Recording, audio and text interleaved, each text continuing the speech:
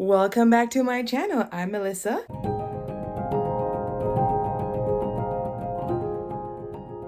So it is another day, another advanced movie screening day. I haven't done one of these with you guys in a minute.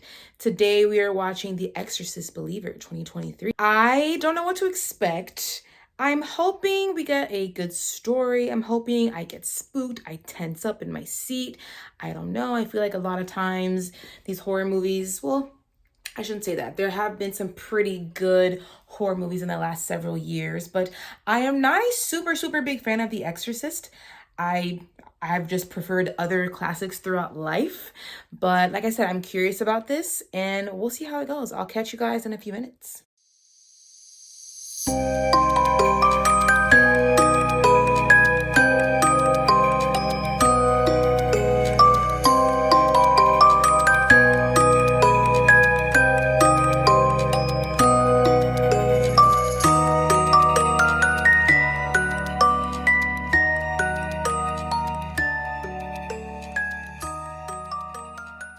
What's up, you guys? I just got back from watching The Exorcist Believer 2023, and my thoughts are that it's okay.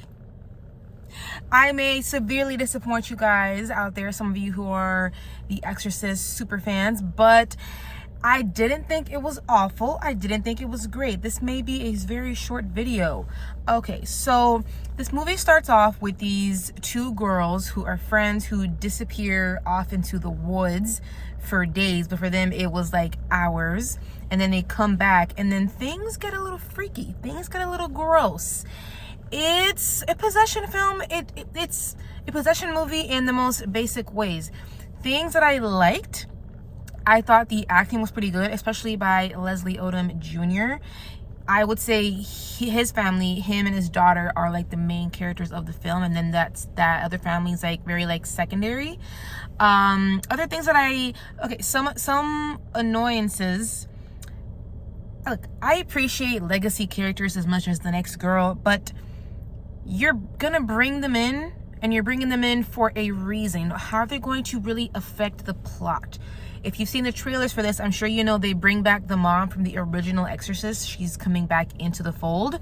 And look, great actress. Ellen Burstyn is an amazing actress. Everyone knows this, but she doesn't have that much, she doesn't have much effect into the story, really. She and Leslie Odom Jr. have a few scenes together, and he's very much playing the person who's the non-believer in this story, and she's someone who is more experienced in this area. So that was an interesting conversation, but that was really it. So I get annoyed at when studios or filmmakers, whoever is making the decisions, bring back these classic pieces, like these classic characters or these classic objects or whatever you want to call them, into these films, and then they just don't really, it's just a moment for fans to do the, oh, we see Ellen Burstyn again.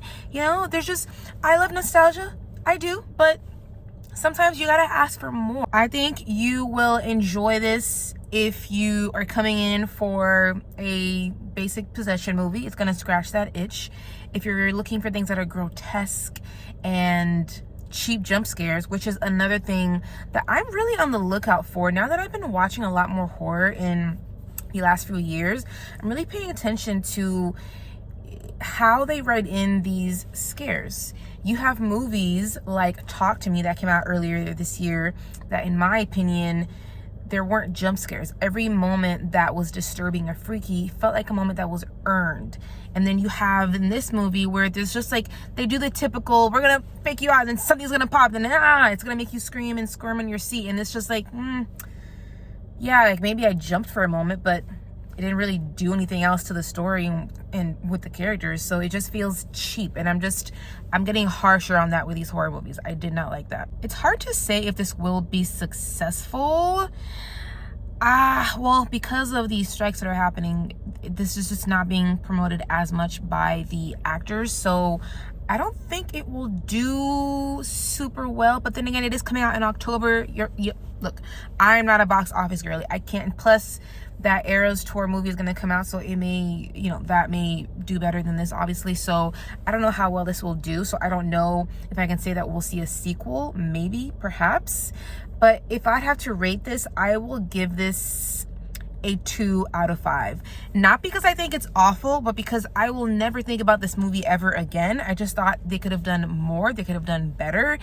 And it was just there. It's a thing that I watched, and I won't think about it again. I think the joy in watching horror movies for some people is watching it in a group and having that community feeling, because horror and comedy are types of genres that you feed off of other people's energy. So it may be a fun experience if you scare easily, and you're a masochist and you want to be scared easily, and you're gonna jump in your seat and then have other people around you scare you. So I would say, and then plus it's already spooky season, and I am a girl who loves spooky season. I love October. So I would say, but manage your expectations. Go to the movie theater and watch it.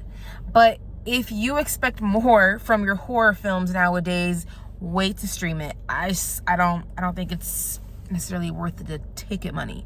So that's that. Thank you guys so much for joining me for another movie-going adventure. I don't know what I'm gonna watch next. It always depends on what pops into my inbox, but I'm excited. As always, I'll catch you guys next time.